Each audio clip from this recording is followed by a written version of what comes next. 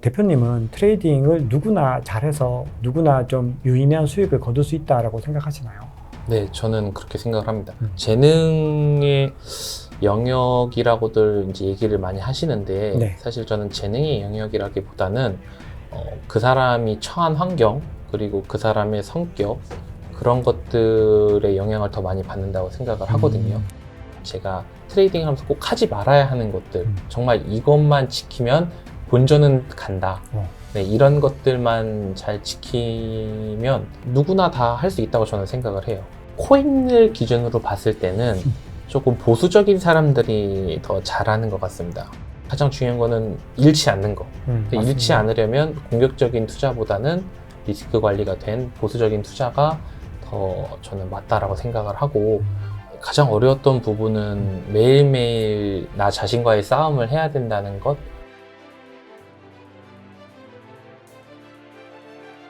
네, 구독자 시청자 여러분 반갑습니다. 박 작가입니다. 자, 오늘은 투자에 대한 다양한 관점과 전략들을 소개해 드리기 위해서 초대 손님을 모시고 소중한 인사이트를 들어보는 시간을 가져보겠습니다. 네, 오늘 초대 손님은 구독자 17만의 유튜브 채널 나시TV 비트코인 단타의 모든 것 채널의 운영자이시고, 가상화폐 책 중에서 가장 많이 팔린 책입니다.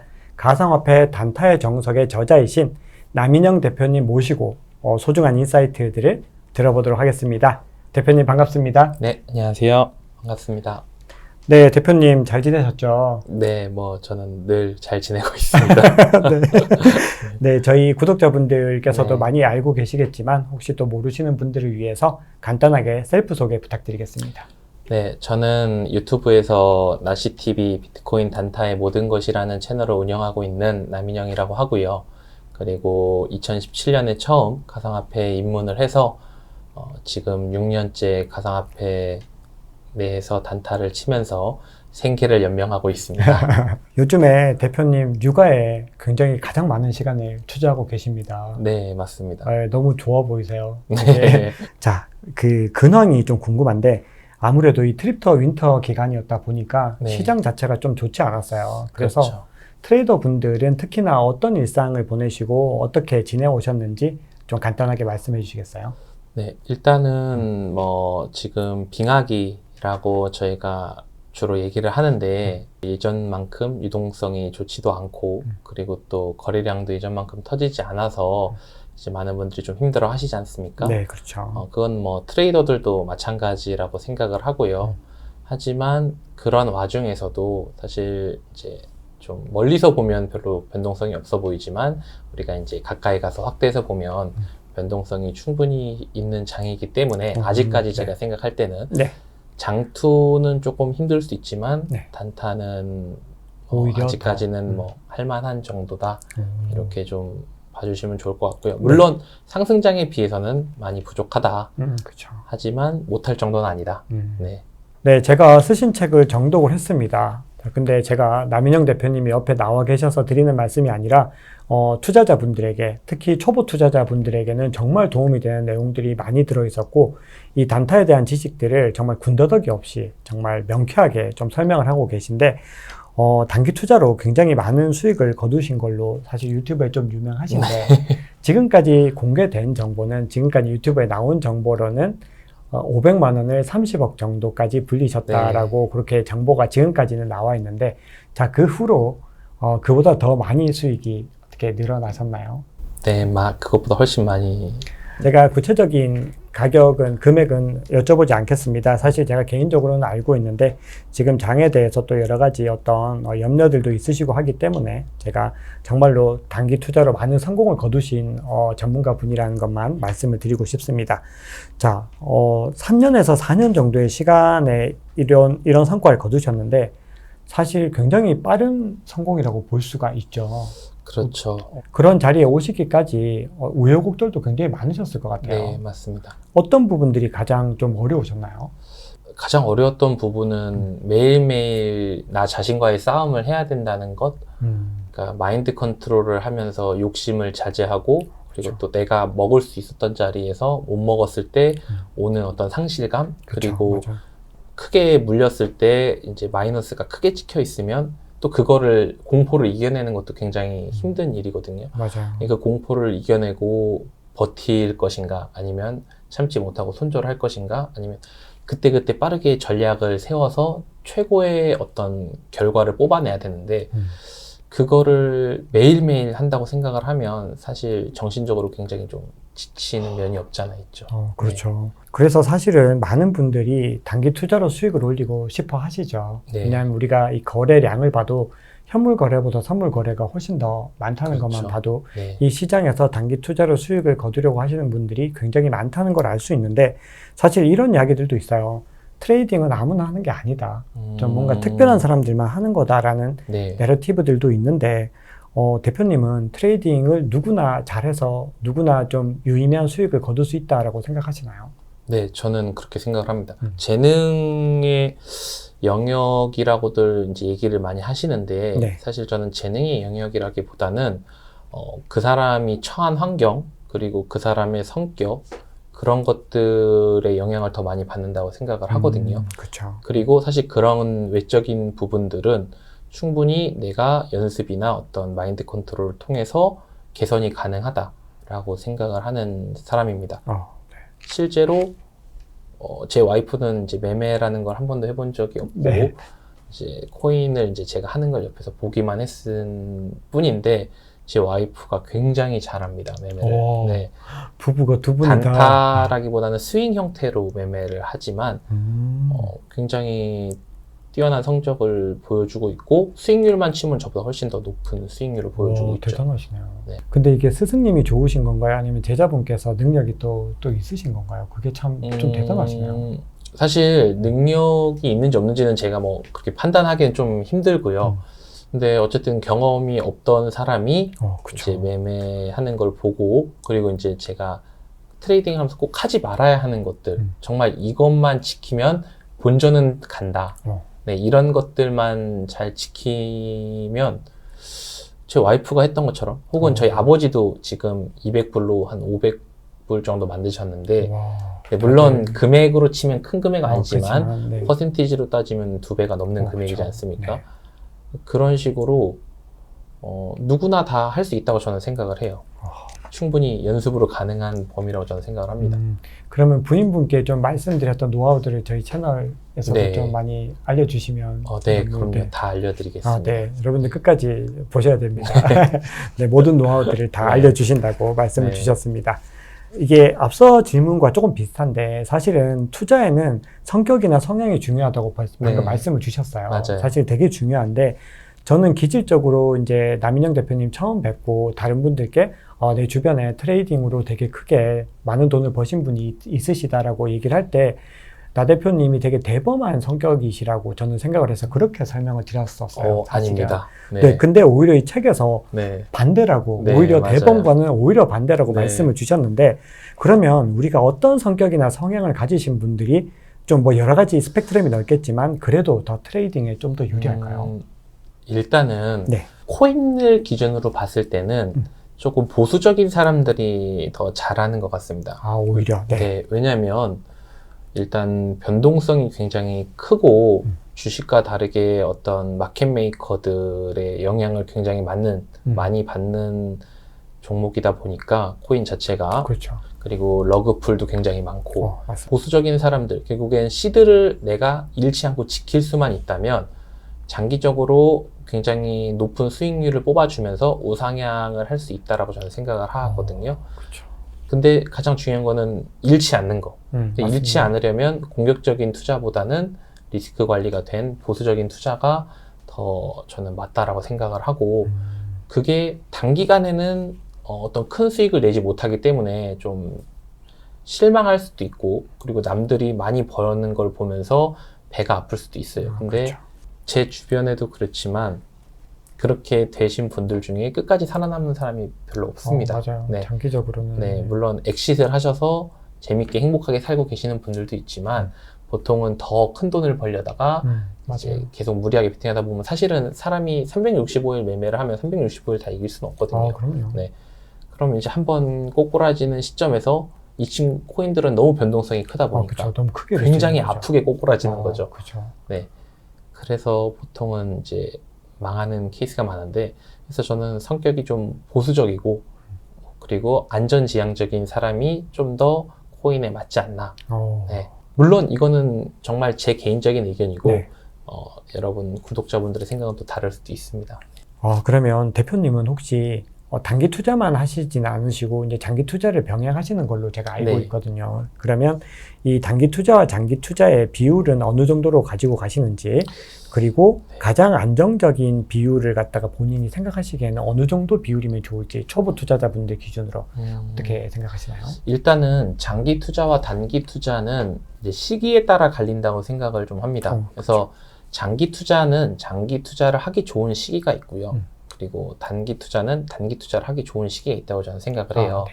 그래서 우리가 빙하기 때, 남들이 아무도 안 할 때, 네. 그럴 때는 사실 장기 투자를 하는 게 맞다고 생각을 합니다. 그렇죠. 네. 그래서 상승장이 왔을 때 이제 최대한의 수익을 뽑아서 고점에서 매도를 하고, 하락장에서는 단기 투자로 전환을 해서 반등을 먹고 빠지거나 혹은 아예 그냥 하락장에서는 쉬는 게 가장 저는 좋다고 생각을 합니다. 이 장기 투자를 항상 권할 수 없는 이유 중에 하나는 네.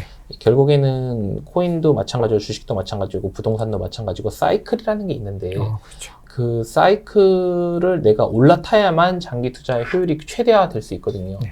근데 2017년도에 불장이 한번 왔었고 그리고 2021년도에 불장이 한번 오지 않았습니까? 그렇죠. 그리고 나서 이제 2021년도에 그 몇십 배, 몇백 배 펌핑하는 코인들을 보고 뒤늦게 오신 분들이 나도 좋은 코인 찾아서 장투해 볼 거야 했지만 결과는 어떻게 됐습니까? 대부분 다 네. 많은 돈들을 잃으시고 네. 좌절하시고. 네, 맞아요. 그렇게 길을 모아서 한 번에 빡 오르면 사실은 그때부터 한 1, 2년 정도는 장기 투자를 하기에 별로 좋지 않은 시기라고 저는 생각을 해요. 왜냐면은 이미 고점에서 한번 터트린 물량들을 이제 개미들한테 떠넘기는 그렇죠. 어떤 작업들이 이루어지기 때문에 굉장히 변동성이 크지만 크게 올라가진 않는, 그리고 그 와중에 간간히 이제 한 번씩 엄청나게 크게 오르는 코인들이 나오면서 계속 사람들에게 욕심을 심어주죠. 뭐 페페라든지 맞아요. 뭐 그런 코인들이 맞아요. 있지 민코인들이 않습니까? 지금 너무 네. 유행을 하는 것도 네. 같은 원리인 것 맞아요. 같아요. 그러니까 이제 그런 것들을 내가 제어를 할 수 있어야 된다고 저는 생각을 합니다. 욕심, 결국에는 한 번에 많이 벌려는 욕심. 한 번에 많이 벌면 누구나 다 좋죠. 그럼요. 네, 얼마나 좋겠습니까? 하지만 그런 행운이 올 수 있죠. 뭐 10,000명 중에 1명, 1,000명 중에 1명 올 수 있습니다. 하지만 그런 너무나도 낮은 기대값에 우리가 내 소중한 자산을 베팅하는 것보다는 안정적으로 꾸준히 지금 이걸 얘기해도 될지 모르겠지만 제 투자 습관은, 투자 마인드는 너무 명확해요. 내가 직장 생활을 하면서 추가로 어떤 종잣돈을 모을 수 있는 어떤 그런 수단이 돼야 된다고 생각을 하거든요. 재테크는. 네. 근데 이게 주객이 전도가 돼가지고 이게 내 인생의 어떤 큰 변화를 줄 만한 그런 수단이 되면 안 된다고 생각합니다. 그러니까 일도 포기하고 내가 재테크에 올인하겠다. 이런 마인드, 이걸로 한 방 벌어서 내가 인생을 바꿔보겠다. 이런 마인드는 오래 살아남지 못할 거라고 생각을 합니다. 맞습니다. 저도 전적으로 동의하고, 네. 사실은 저도 늘 이제 말씀드리는 게 저는 장기 투자니까 네. 제가 트레이딩은 좀 뭐 장이 좋을 때는 하지만 평소에는 잘 하지 않는데 네. 제가 늘 말씀드리는 게 그냥 장이 좋으면은 그냥 전업 투자자가 될까 뭐 이렇게 네, 맞아요. 얘기하시는 분들이 있는데 사실은 굉장히 좀 위험한 발상이죠. 그렇죠. 사실은 저는 그런 질문을 한다는 것 자체가 이미 위험하다고 생각해요. 왜냐하면 그런 기질을 이미 가지고 계신 분들은 그런 질문 잘 안 하시더라고요. 그죠. 굉장히 좀 냉정하게 맞아요. 판단하시고 네. 되게 냉철하세요. 아까 말씀하셨던 것처럼 되게 보수적이시고 네. 오히려 그런데 뭔가 계속해서 주변에다가 나 전업 투자할까 이런 분들 중에는 제가 성공하시는 분들을 좀 극히 보지는 그쵸. 못했습니다. 네. 네. 제가 뒤에서 또 이제 직장 생활을 하시면서 또 트레이딩을 병행을 네, 하셨던 경험이 맞아요. 있으셔서 그 부분들에 대해서는 좀 자세하게 말씀을 또 나눠보겠습니다. 네.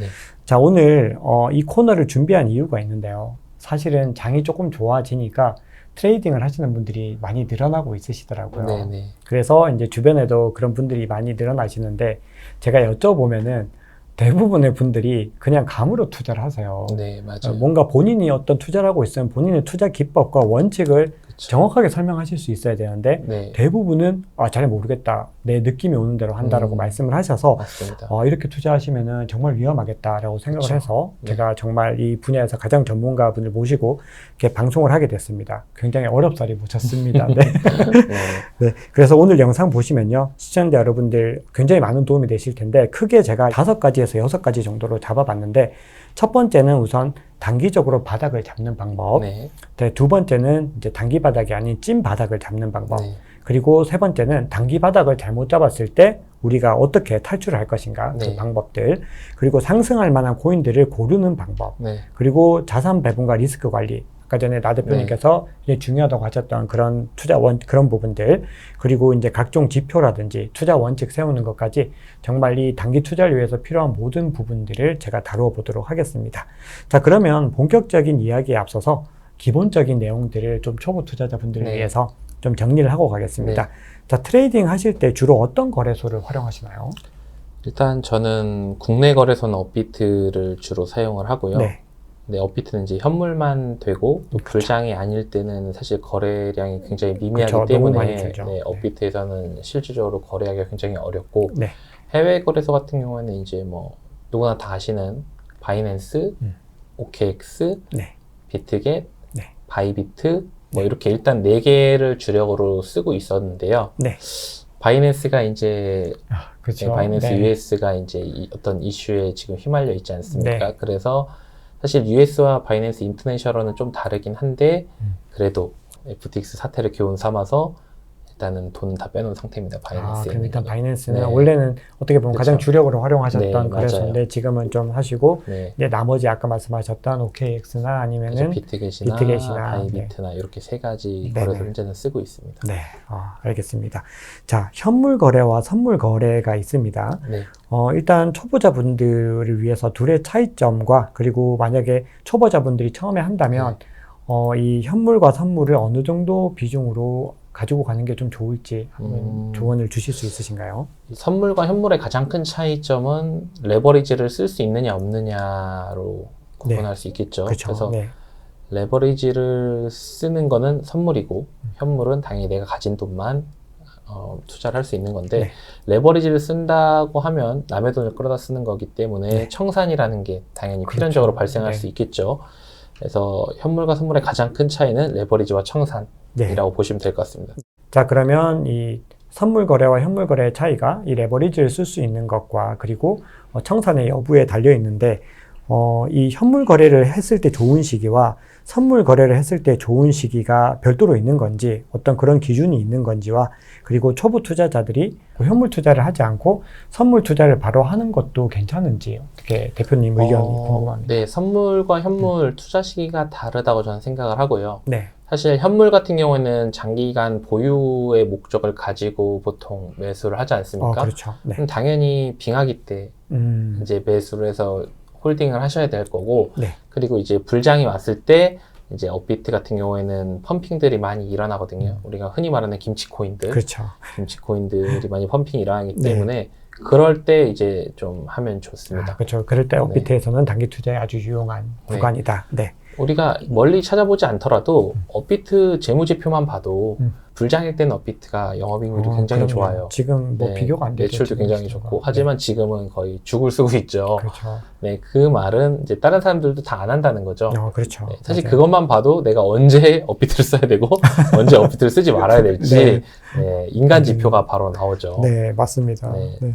그리고 선물 같은 경우에는 사실 언제 하셔도 상관없어요. 네, 저도 사실은 이 선물 거래하면은 그냥 너무 위험하다라고 하는 고정관념들이 많이 있는데 사실은 여러 가지 투자 원칙들을 세우고 본인들이 할 수 있는 한 최대한 보수적으로 접근을 하면은 유용한 도구가 될 수 있다고 생각을 하고 있습니다. 네, 맞습니다. 자, 근데 초보 투자자들의 경우는 사실은 너무 원칙 없이 그냥 너무 어떤 의욕이 앞서서 그렇죠. 접근을 하는 부분들이 문제인데 대표님 생각에는 초보 투자자들도 뭐 바로 선물 투자를 하더라도 큰 문제는 없으시다라고 생각을 하시는 걸까요? 그냥 이제 바로 시작한다는 거에 어떤 좀 기준이 있어야 될 것 같아요. 네네. 그러니까 내가 코인을 아무것도 모르는 상태에서 그냥 선물 좋다 이래가지고 내가 큰 돈을 넣어서 선물 투자를 하는 거는 저는 극구 말리고 싶고요. 맞습니다. 하지만 내가 선물 투자를 통해서 이제 차트 연습을 하고 네. 그리고 내가 소액으로 매매 경험을 많이 쌓은 다음에 그렇죠. 조금씩 시드를 늘려가서 제대로 된 재테크를 해보고 싶다. 이러면 바로 하셔도 상관은 없죠.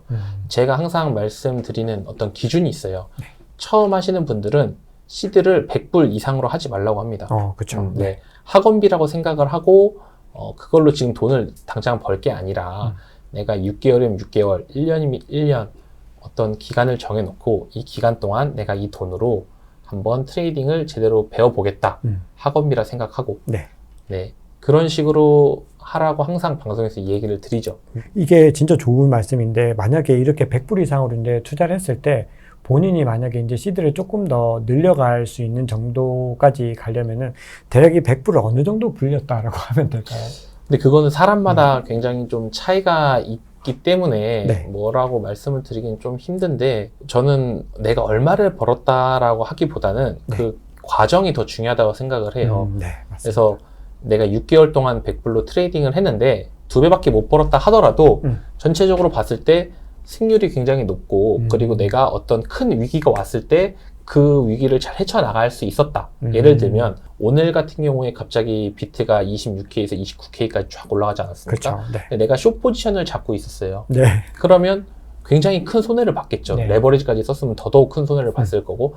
근데 내가 이런 장에서도 살아남을 수 있었다. 네. 라면 어찌 보면 그 사람은 예측하기 힘든 이런 장세에서 반대로 베팅을 했지만 살아남았기 때문에 충분히 어느 정도 실력이 인정이 되는 거죠. 그렇죠. 네. 근데 네, 이런 맞습니다. 경험들이 여러 번 쌓여야 돼요. 그러니까 단지 이번 한 번뿐만 아니라 실제로 머스크빔, 부처빔, 너무나도 아마존빔, 너무나도 많은 맞아요. 그런 차트를 벗어나는 차트에서 예측하기 힘든 일들이 많이 발생을 했기 때문에 그런 경험들을 해보라고 제가 이제 100불로 했으면 좋겠다라고 얘기를 드리는 거고, 왜냐면 최악의 경우라도 그냥 내가 100불 학원비라고 생각하고 날리면은 그거는 인생에 지장이 없잖아요. 그렇죠. 하지만 내가 1,000만 원 혹은 5천만 원, 1억을 놓고 했을 때 그런 걸 받으면 굉장히 타격이 크겠죠. 그럼요.